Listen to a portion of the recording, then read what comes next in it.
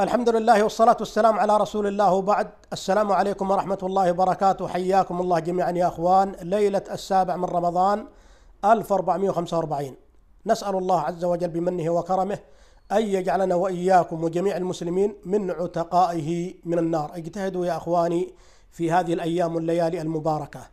هذه كما تشاهدون يا أخواني صورة فضيلة الشيخ عبد الرحمن ابن مرعي العدني، الذي كان قائم على دار الحديث بالفيوش محافظة لحج اليمن.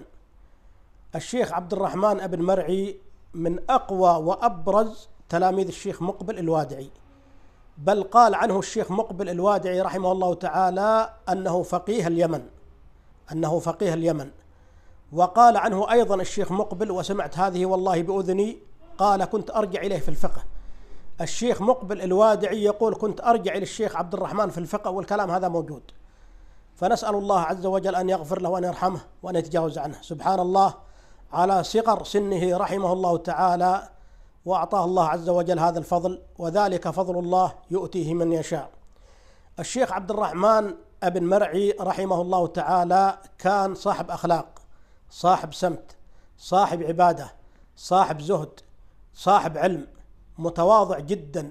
والله أنا ممن مشى معه وممن أكل معه وممن جلس معه، والله متواضع سبحان الله، ما ودك تفارقه أبدا. نسأل الله عز وجل أن يغفر له وأن يرحمه وأن يجمعنا وإياه مع الصديقين والشهداء والصالحين وحسن أولئك رفيقا.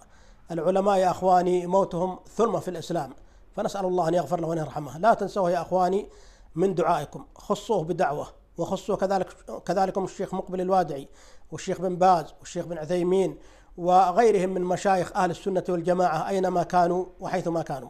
فهؤلاء والله لهم فضل علينا، يتعبون من أجل توصيل العلم إلى الناس، يسهرون الليالي من أجل تبليغ آية، تبليغ حديث، من أجل أن ينفعوا الناس. فلهم فضل علينا يا أخواني، وهم الآن تحت أطباق الثرى، بأن نخصهم بدعوة في سجودنا، وأيضا في الثلث الأخير من الليل وبين الأذان والإقامة في آخر ساعة من يوم الجمعة. فنسأل الله عز وجل أن يغفر لهم وأن يرحمهم وأن يتجاوز عنهم، إنه سبحانه وتعالى على ذلك قدير وبالإجابة جدير. وصلى الله وسلم على نبينا محمد، والسلام عليكم ورحمة الله وبركاته.